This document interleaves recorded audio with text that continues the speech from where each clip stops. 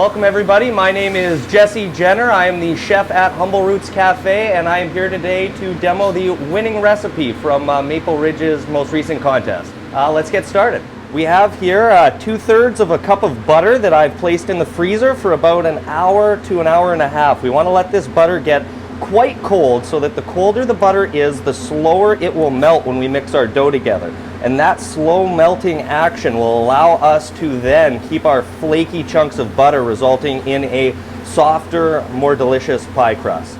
Then when we're satisfied that we have enough of our product through, we'll go on the inside and make sure we get as high of a yield as possible.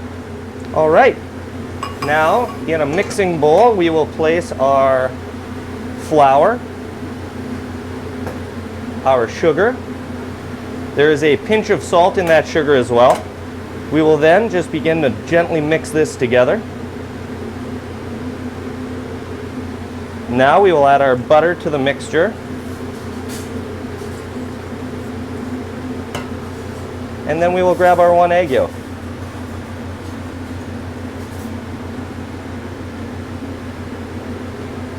We'll break our yolk into the mixture and we will just lightly begin mixing with our hands.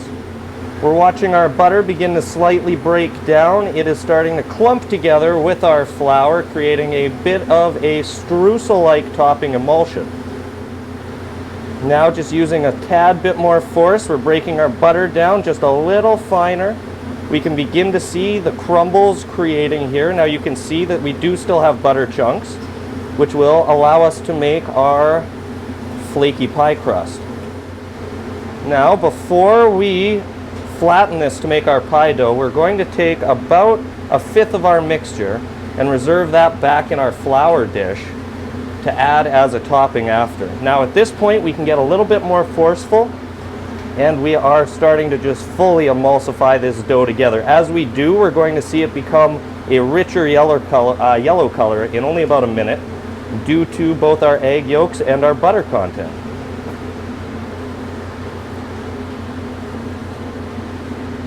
Now that this is coming together, we're starting to see the beginnings of our dough.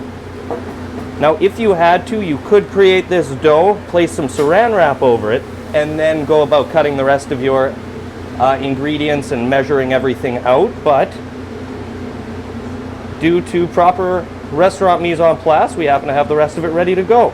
So I'm flipping the dough over here. We're seeing that it's nice and flaky, it's tender, it's falling apart, but it's still nice and emulsified. We should be able to press it, and you want to see that finger divot happen in it. You don't really want to see any spring back. All right, we have our spring form pan here. This is going to allow us to bake it, open the side off, and then easily take this off. So I'm starting with about half of our dough mixture just in the bottom of the pan, and I'm using my hands to start to spread it out. And this is more of a rustic recipe we're doing. We don't have to worry too much about how pretty it looks as we're pushing it down, but what we are looking for is a nice, even, uniform layer at the bottom. And then we'll begin to put the rest of it up our sides.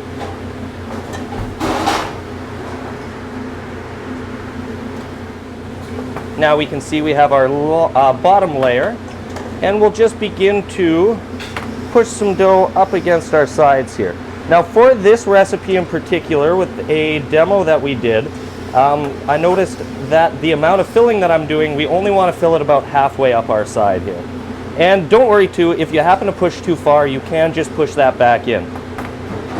We make sure that this is a non-stick pan and that we have lightly oiled it before we've started, and there won't be any worry about pressing too much or deforming it. Now we have all of our dough in here. We're just looking back through. We're pressing into the corners of the pan because that can be a notorious spot for ending up with too much dough. All right, here we have our pie crust. Now back in the bowl we had the butter with, we're not going to be very picky here. We are going to add our apricot jam that was made in-house with fresh BC apricots. We have a little bit more sugar.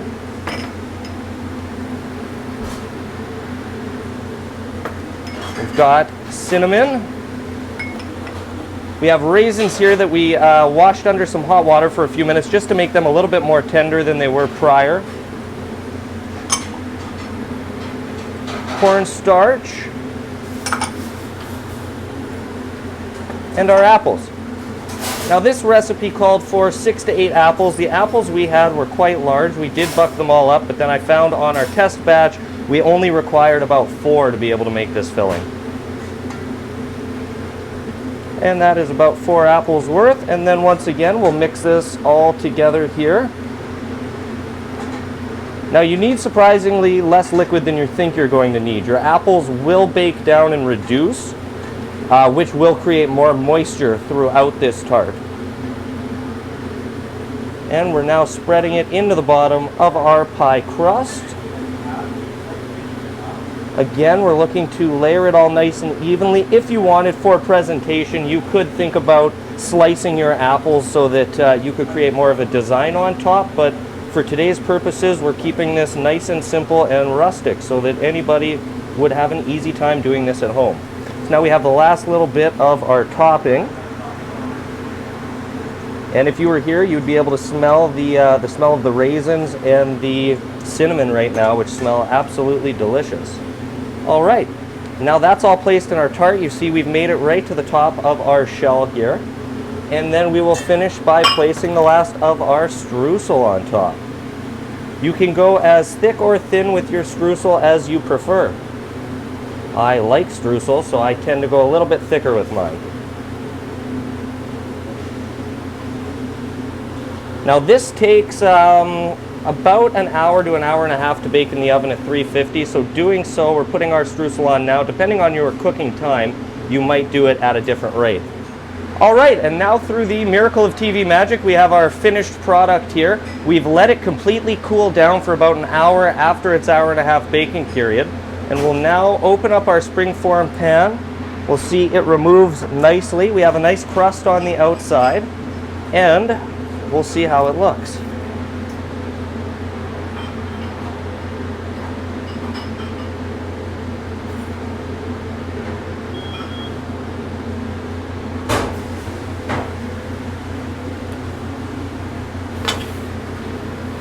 Finished apple tartlet. All right, I'd just like to thank everybody that entered the contest, and please keep cooking at home and keep submitting recipes.